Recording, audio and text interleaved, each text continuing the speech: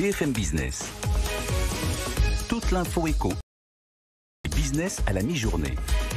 60 minutes business. Guillaume Paul. Voilà, midi 22, on est de retour dans 60 minutes business. Alors je vous disais, on va parler d'un sujet qui malheureusement n'est pas nouveau, c'est celui de l'insertion des personnes handicapées dans le monde du travail.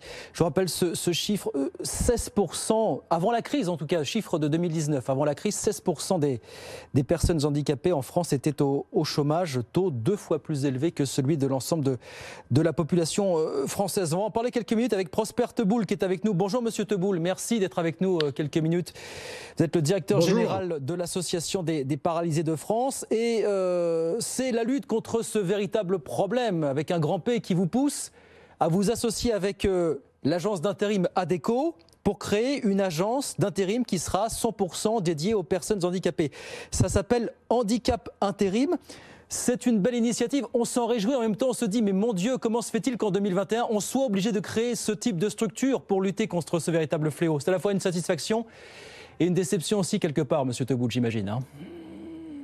Oui, alors moi j'aimerais plutôt relever la dynamique dans laquelle on peut se trouver aujourd'hui. Donc effectivement, on n'est pas poussé.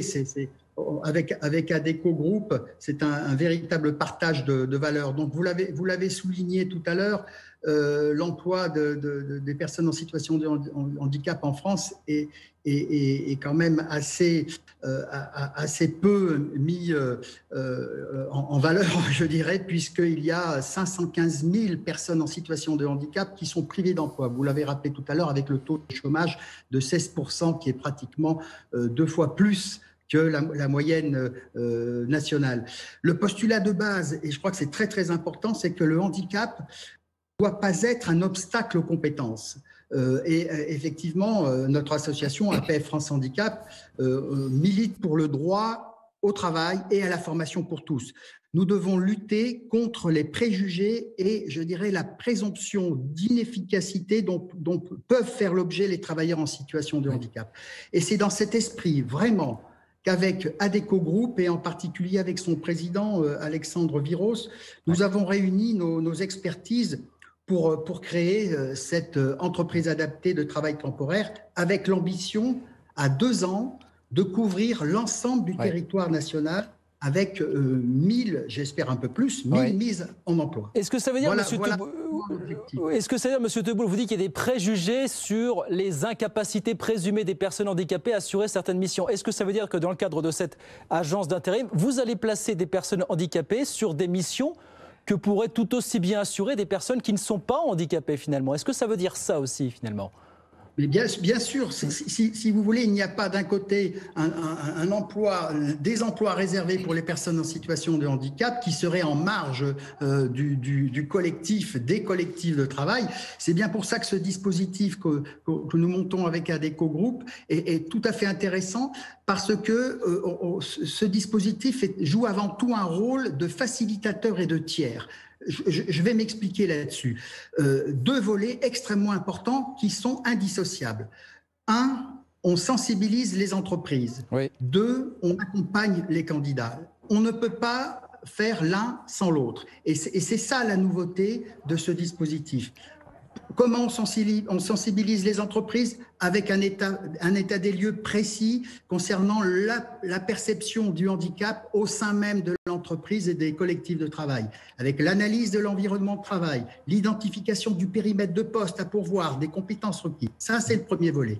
Et le deuxième volet, qui peut paraître un peu plus classique, mais qui est terriblement renforcé, c'est le volet de l'accompagnement professionnel personnalisé, véritablement personnalisé, avec une sécurisation du parcours professionnel en termes RH, en termes de plan de carrière, en termes de formation. Ce que ne font pas suffisamment les agences d'intérim, d'après vous, au sens large, d'une manière générale, vis-à-vis des personnes handicapées? Pardon, excusez-moi, j'ai pas entendu votre question. Vous dites, est-ce que ça veut dire qu'il n'y a pas suffisamment d'accompagnement vis-à-vis des personnes handicapées de la part des agences d'intérim au sens large aujourd'hui pour vous? Bien, tout simplement, ce n'était pas l'objet premier. Or, avec la nouvelle loi, qui est la loi Pénicaud sur l'avenir professionnel, il y a en septembre 2018, il y a un véritable engagement gouvernemental qui s'appelle CAP vers l'entreprise inclusive et qui prévoit l'accès à l'emploi de 40 000 personnes situation de handicap qui vont passer par les entreprises adaptées. Et dans ce dispositif, il y a l'expérimentation des EA, travail temporaire, pour 3 ans.